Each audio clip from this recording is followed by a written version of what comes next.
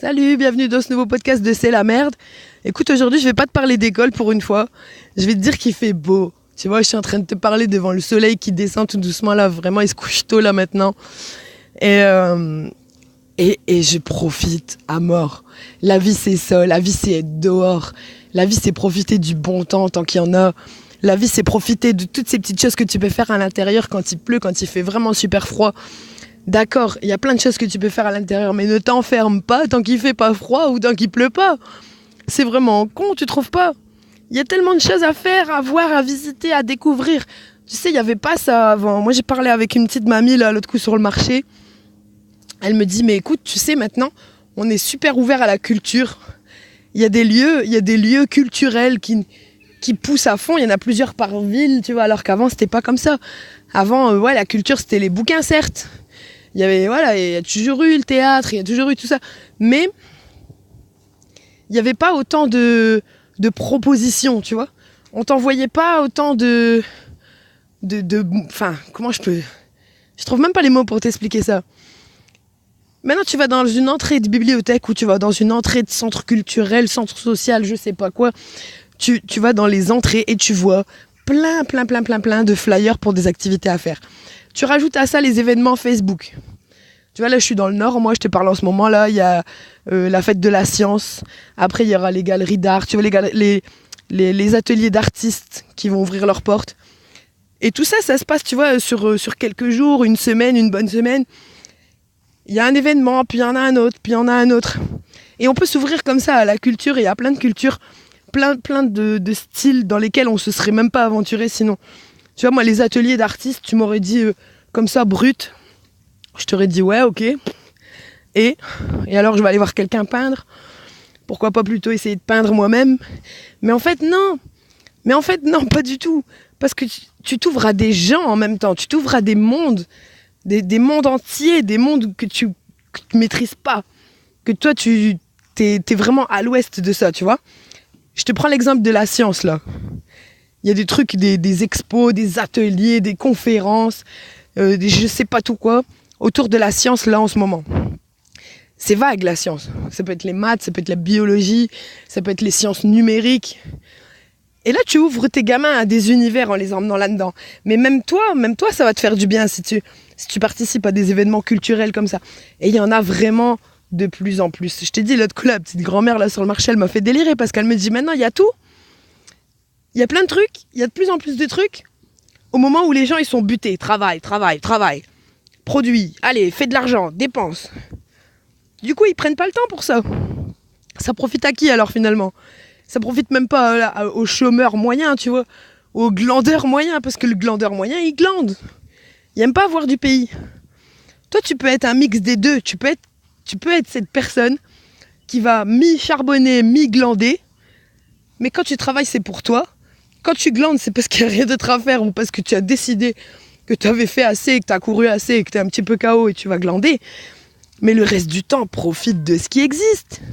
Vois du pays, découvre des choses, découvre des milieux, découvre des mondes, découvre des passions qui sont pas forcément la tienne à la base, qui sont pas forcément des trucs qui t'auraient intéressé en te disant comme ça un mot brut. Tu vois, atelier d'artiste, moi, comme ça, brut, ça me parle pas. Maintenant, si tu vois quelques images, si tu commences... Tu vois, c'est simple, hein. Quand il y a plein de trucs comme ça à faire, je prends cet exemple-là. La science, là, en ce moment, et les ateliers d'artistes la semaine d'après.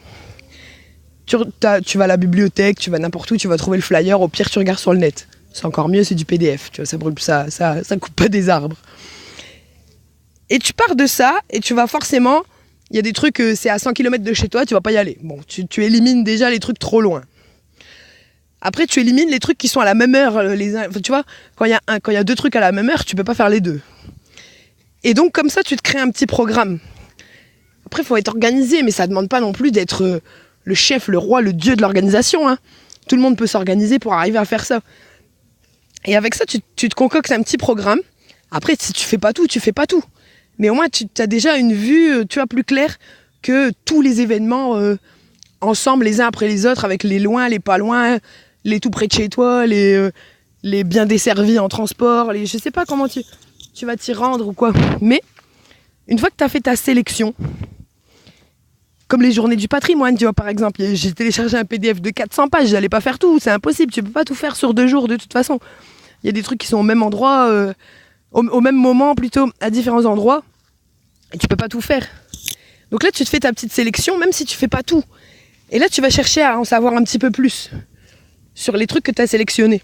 Tu vois, là, je viens de faire ça aussi pour les ateliers d'artistes. J'ai fait une petite sélection sur les thèmes. Tu vois, je vais pas aller voir que des peintres. Je vais pas aller voir que des graveurs. Je vais pas aller voir que des sculpteurs. Je vais aller voir aussi des gens qui font du récup art, tu vois, de l'art à base de récup, parce que ça, c'est vraiment 2018, quoi, tu vois, c'est so 2018. T'es obligé, là, de passer à des trucs clean, à des trucs beaucoup plus écolos. Le monde, il part en couille. Les gens partent en couille. Les gens continuent à consommer comme si les ressources de la planète étaient illimitées, mais c'est faux. Il n'y a rien de tout ça qui est illimité. Et donc, tu dois mettre tes gamins là-dedans et leur apprendre à faire gaffe, tu vois. Et puis, tu peux faire de l'art avec des trucs qui sont à la base destinés à aller à la poubelle. Et je veux leur montrer ça aussi. Après, il y a un truc de land art aussi qui m'intéresse, tu vois, avec la nature. Bon, t'es pas obligé de la flinguer, la nature, pour faire du land art. Tout le monde dit, ouais, couper des fleurs, hein. Non, pas forcément. Tu peux le faire avec des branches mortes, tu peux le faire avec de l'herbe, tu vois. Tu vas couper 10 brins d'herbe, il y a personne qui va t'en vouloir, hein. Mais y a plein de moyens différents de faire de l'art. Il y a plein de moyens différents de faire de la science.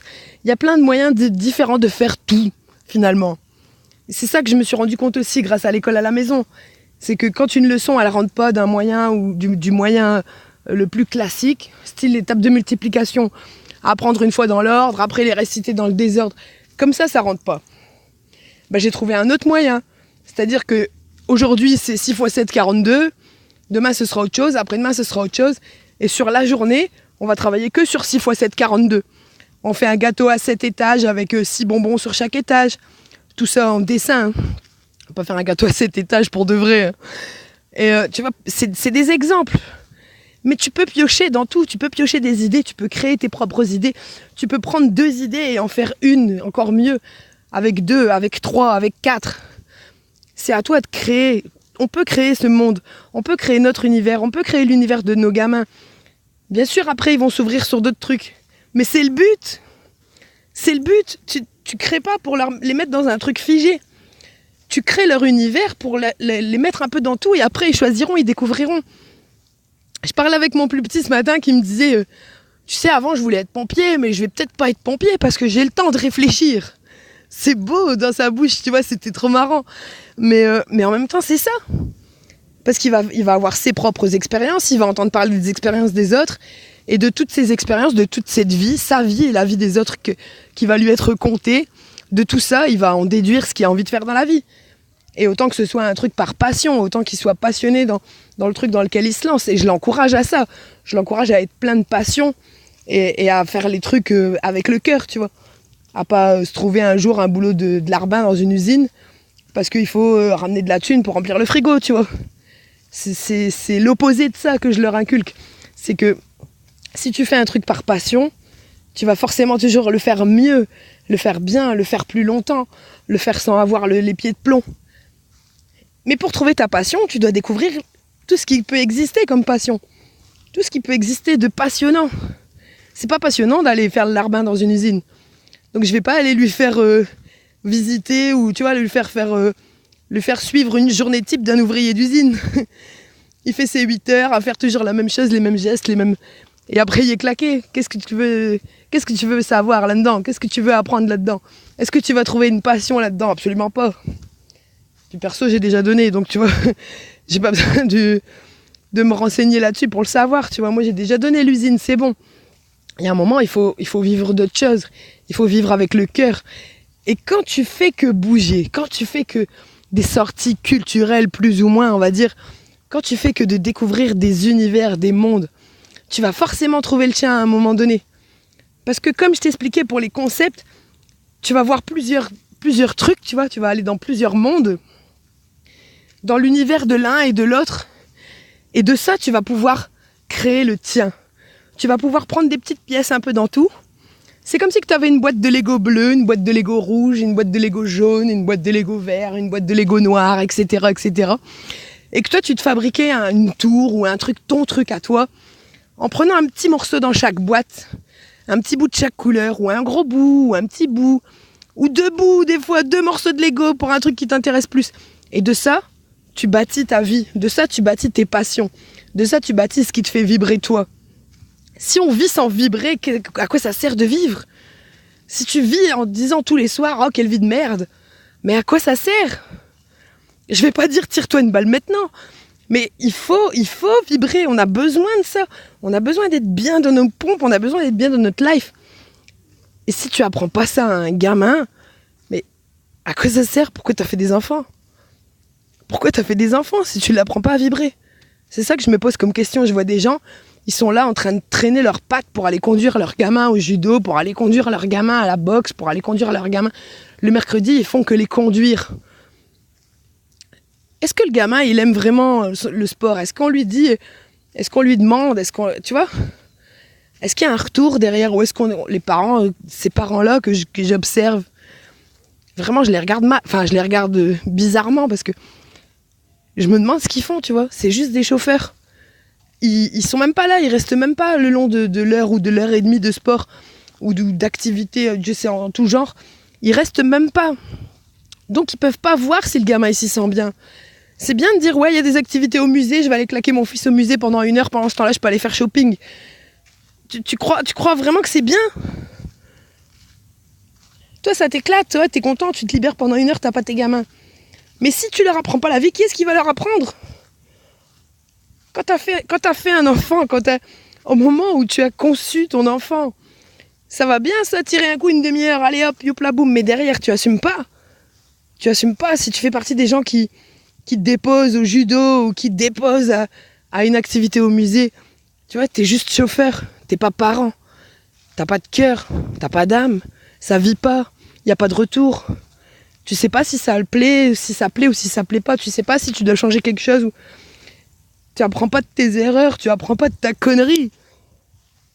Je suis désolée, hein, vraiment, ça me désole quoi, de savoir qu'il y a des gens qui sont cons comme ça et puis qu'ils le resteront. Mais je suis bien contente aussi de savoir que j'en fais pas partie. Et j'espère aussi, tu vois, si tu m'écoutes, ça va peut-être te réveiller, te secouer toi aussi, et te dire que ton gamin, c'est à toi à lui apprendre la vie. Si t'as un enfant, si t'as des enfants, fais-les découvrir un max de trucs. Fais-leur découvrir un max de trucs. Fais-leur découvrir tout ce que tu peux leur faire découvrir. Tu sais ce que j'ai fait samedi ? Tu me croirais pas, mais peut-être tu vas pas me croire. Samedi, il y avait une soirée organisée par une radio locale. Tu vois, moi je suis autour de Lille, tu vois. Et il y a une radio ici autour de Lille qui s'appelle Métropolis, que la plupart des gens écoutent parce que c'est généraliste, tu vois, il y a de la musique d'un peu tout. Et puis entre deux, l'infotrafic, entre deux, voilà. Il y a quand même pas mal de monde qui écoute cette radio, tout autour de la métropole lilloise en fait. Et ils organisaient une soirée années 90. Quand j'ai vu le flyer, quand je suis tombée sur le flyer, je me suis dit, ouais, ça peut être pas mal parce que franchement, toute ma jeunesse, j'ai vu des soirées années 80, je me sentais pas du tout concernée, je suis née en 85. Je suis pas trop chanson française et tout. Années 80, c'est soit français, soit vraiment old school, quoi. Mais c'est pour écouter... comment il s'appelle déjà ? Bonnet M. Si c'est pour écouter du Bonnet M à tue-tête, on s'en est tapé pendant toutes les soirées de mariage, baptême et communion de toute ma jeunesse, tu vois. Maintenant, on commence à faire des soirées années 90 pour nous, les nouveaux vieux. J'ai que 33 ans, hein, mais je me considère déjà comme une nouvelle vieille quand je vois ça. Et je me suis dit, je vais embarquer mon grand et mon petit dernier. Mon deuxième, il était chez ma mère. Mon grand, il est pas du tout musique, danser, machin. C'est pas son truc. Il écoute ses musiques à lui, bien sûr. Je vais pas te dire qu'il écoute pas de musique, hein, ce serait bien malheureux pour lui. Mais c'est pas le genre à aller découvrir des styles ou à écouter la musique de sa mère, tu vois, encore en moins. Mais je voulais les voir, me voir. C'est con, hein. Mais je me suis dit, je veux les voir en train de me regarder moi m'éclater. S'ils me voient moi m'éclater, ils vont se dire c'est vrai que tu peux trouver quand même quelque chose dans ta vie qui t'éclate. Et moi je m'éclatais, tu vois, c'était tous les sons de ma jeunesse. Tu vois, de Corona, de waouh, Scatman, Reel to Reel, tu vois, c'était les vieux trucs à l'ancienne. Moi j'étais dans mon monde, j'étais dans mon univers, je m'éclatais de dingue. Et mes gamins, peut-être qu'ils s'éclataient pas de dingue, peut-être pas autant que moi, c'est sûr et certain même. Mais ils se sont éclatés à me regarder m'éclater. C'est beau ça, tu vois, moi j'ai vu ça. Après, je me trompe peut-être, hein. Peut-être ils se sont fait chier, mais je crois pas. C'est pas le genre pas franc où il me l'aurait dit s'il se serait fait chier.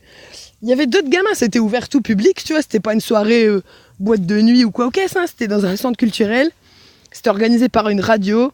Et il y avait Boris. Tu te rappelles Boris? Soirée disco, tout ça, Miss Camping. Il y avait Boris. Moi, je venais pour Boris. J'avais l'album quand j'étais petite. Ma mère, elle pétait des câbles. Je téléphonais à ce qu'on appellerait aujourd'hui un 08. Je sais même pas comment que c'était les numéros à ce temps-là. Il y avait même pas encore C'était 8 chiffres. Mais je téléphonais à un numéro à je sais pas combien la minute pour écouter des conneries de Boris. Boris, c'est pas vraiment de la musique.